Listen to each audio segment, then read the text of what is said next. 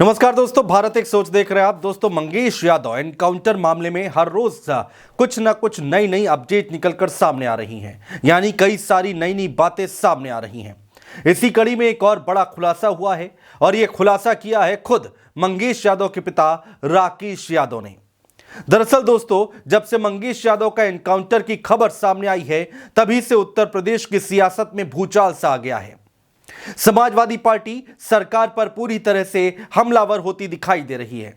एक के बाद एक अखिलेश यादव खुद मंगेश यादव के एनकाउंटर पर सरकार को घेरते हुए दिखाई दे रहे हैं। अखिलेश यादव ने तो यहां तक कह दिया था कि यूपी में जात देखकर जान ली जा रही है। इसके बाद दोस्तों, अखिलेश यादव ने समाजवादी पार्टी के तमाम नेताओं को सुल्तानपुर मंगेश यादव के घर भेजा था और अब एक बड़ी खबर निकलकर सामने आ गई है। दोस्तों, मंगेश यादव के पिता ने एक बड़ा खुलासा किया है और बड़ा आरोप लगाया है। मंगेश यादव के पिता राकेश यादव ने कहा है कि अगर इस मामले की सीबीआई की जांच हो जाएगी तो सारी बातें साफ हो जाएंगी। उन्होंने कहा, सीबीआई की जांच हो जाएगी तो पता चल जाएगा कि सच्चाई कितनी है, कितना गलत था हमारा लड़का, सब प्रूफ मिल जाएगा। मगर जब तक सीबीआई जांच नहीं होगी तब तक मालूम नहीं चलेगा, क्योंकि दबाव पड़ रहा है। वो तो वहां बॉडी भी नहीं दे रहे थे। बड़ी बात बोली यहां पर मंगेश यादव के पिता ने कि उनके बेटे की बॉडी नहीं दे रहे थे। आगे वो अखिलेश यादव के लिए क्या कहते हैं, उन्होंने कहा कि अगर अखिलेश यादव का फोन नहीं आता तो वो हमें बॉडी नहीं देते, वहीं खत्म कर देते। आज भी हमारे गांव आसपास के लोग हमारे सपोर्ट में हैं, क्योंकि हमारा लड़का गलत नहीं था, घर से गलत उठाया गया है, इसलिए सब हमारे लिए लड़ाई करने के लिए तैयार हैं। सीबीआई जांच हो जाएगी तो सब पता चल जाएगा कि कौन चोर है, कौन क्या है। तो सुना दोस्तों आपने, मंगेश यादव के पिता कह रहे हैं कि अखिलेश यादव अगर फोन ना करते तो शायद उनको अपने बेटे की बॉडी तक नसीब ना होती। दरअसल दोस्तों, जब सपा का डेलीगेशन मंगेश यादव के घर गया था तो सपा के नेताओं ने मंगेश यादव के घर वालों से अखिलेश यादव की बात कराई थी और काफी देर तक दोनों लोगों में बातचीत हुई थी।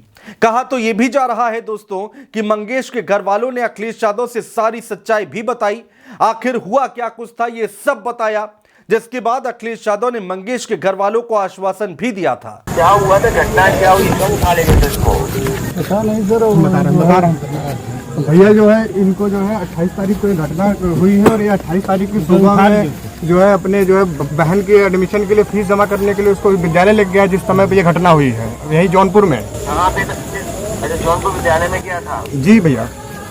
और उसके बाद भैया 3-4 दिन पहले सोमवार को जो है पुलिस वाले रात को आते हैं शादी वर्दी में और उठा के इसको लेके जाते हैं, बोलते हैं पूछताछ के लिए लेके जा रहे हैं, छोड़ देंगे। और सुबह घटना होती है कि उसको मार दिया फिर एनकाउंटर में। कब उठा ले गए थे इसको? सोमवार को भैया 2 बजे रात को उठा के। अच्छा, सोमवार को उठा ले गए? जी भैया। और ये क्या कहते हैं, गोली सटाके मारी, क्या किया? सटाके मारी भैया, ये तो पता नहीं चला, लेकिन सटाके ही जैसे लग रहा हमारा है। चेहरा बहुत बेबस है भैया, कुछ देखने लायक नहीं भैया, बहुत बेबस चेहरा है, बुरी तरीके से मार रखा है। और भैया यहाँ पे 2 प्लाटून पीएससी बहुत सारे लोगों को लेकर जबरदस्ती फोर्सफुली ये लोग जो है क्रीमेशन कराना चाहते हैं। दोस्तों, मंगेश के पिता ने कहा कि उनके बेटे का अंतिम संस्कार पुलिस जल्द से जल्द कराना चाह रही थी। अब लोग सवाल कर रहे हैं कि अगर पिता की बात सही माने तो पुलिस इतनी जल्दबाजी में क्यों थी। सवाल तो उठेंगे ही दोस्तों। इसके साथ ही मंगेश के घर वालों का आरोप है कि उनके बेटे को 2 दिन पहले ही पुलिस पूछताछ के बहाने ले गई थी और फिर 5 सितंबर को बताया गया कि उसका एनकाउंटर हो गया है।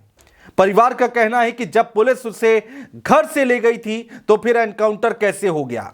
अब इन्हीं सब बातों को लेकर अखिलेश यादव सरकार पर काफी ज्यादा हमलावर होते दिखाई दे रहे हैं। एक बार फिर से अखिलेश यादव ने ताजा ट्वीट करके बड़ा हमला बोला है।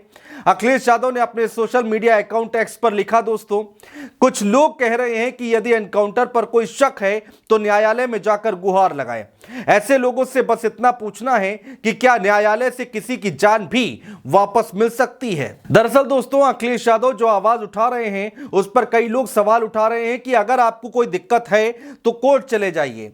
इस पर अखिलेश यादव ने यह जवाब दिया है इससे पहले दोस्तों अखिलेश यादव ने बेहद ही आक्रामक तरीके से एक ट्वीट किया था, यानी कि अपनी बात रखी थी। उसमें उन्होंने लिखा था कि लगता है सुल्तानपुर की डकैती में शामिल लोगों से सत्ता पक्ष का गहरा संपर्क था, इसीलिए तो नकली एनकाउंटर से पहले मुख्य आरोपी से संपर्क साधकर सरेंडर करा दिया गया और अन्य सपक्षीय लोगों के पैरों पर सिर्फ दिखावटी गोली मारी गई और जात देखकर जान ली गई। यह पहला ट्वीट था दोस्तों जो अखिलेश यादव ने इस पूरे केस में किया था। इसके बाद अखिलेश यादव ने एक और ट्वीट किया था दोस्तों, उसमें लिखा गया कि 2 दिन पहले जिसको उठाया और एनकाउंटर के नाम पर बंदूक सटाकर गोली मारकर हत्या की गई, अब उसकी मेडिकल रिपोर्ट बदलवाने का दबाव डाला जा रहा है। इस संगीन शासनीय अपराध का सर्वोच्च न्यायालय तुरंत संज्ञान ले, इससे पहले कि सबूत मिटा दिए जाएं। इसके बाद दोस्तों अखिलेश यादव एक और ट्वीट लिखते हैं।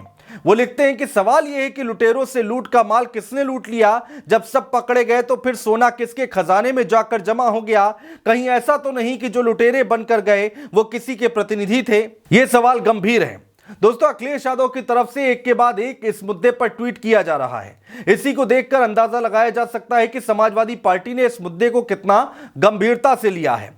खैर दोस्तों, सपा और बीजेपी की तरफ से वार पलटवार लगातार जारी है। देखना यह दिलचस्प होगा कि अब यह बहस कहां जाकर रुकती है।